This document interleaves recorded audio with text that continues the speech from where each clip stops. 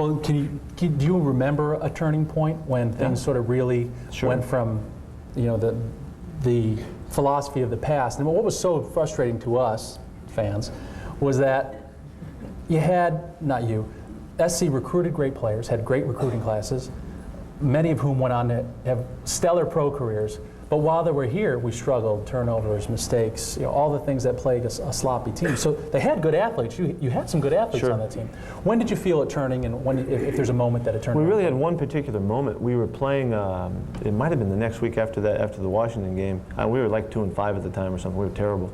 But we were playing. We went to Arizona to play, and Arizona wasn't real good at the time. But we were terrible, as I'm telling you. And we'd gone there. We always go to the stadium the night before the game, and at about 5 o'clock, the players go out and they work out, and we'd run around, play catch, throw the ball around, see the locker room, kind of get familiarized with the stadium, and then we take off. It's kind of an upbeat, kind of a time. But we lost 5 games already, and it was hot as can be. It was 100 and something degrees, and it was at 5 o'clock at night.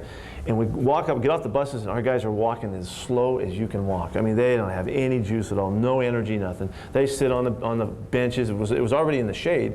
They're on the field, kind of laying back. I mean, they had nothing. They didn't have 1 ounce of juice to go through this normal procedure.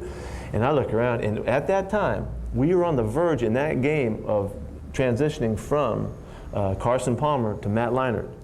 That would have been a horrible mistake. And so that night, as we left, we'd get as much as we could out of that workout. I got all the coaches together at the hotel, and I said, I don't care what you do or what it takes. I want you to bring yourself to tears in front of these players tonight. You can think about your dog that got hit, your grandmother that just died. I don't care what it is. You bring yourself to tears emotionally and try to rouse these guys up, or we don't have a chance.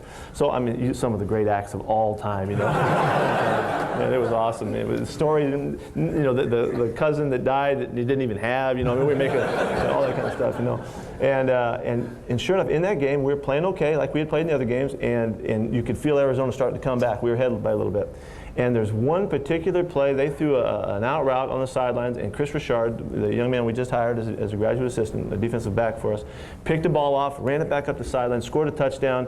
We kicked the ball back to him, stopped him, just snuffed him, and it was over, and we win the game. We go in the locker room after that game, crappy little locker room they have.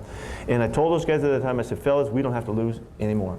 Is over. All that stuff from the past, all those ways, we've come far enough now. We know what it feels like. It's plays like this that make a difference and make the turn. We don't have to have that mindset. We are done with that. And we ain't lost very much since. So it was really the moment, when it happened.